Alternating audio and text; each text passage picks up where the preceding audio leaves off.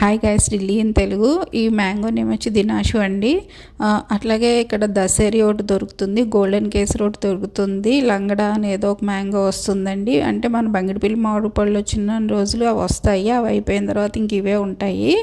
అలాగే అల్ఫనాస్ కూడా ఉంటాయండి. ఇక్కడికి వచ్చే వరకు నాకు చాలా మ్యాంగోస్ నేమ్స్ తెలీదు.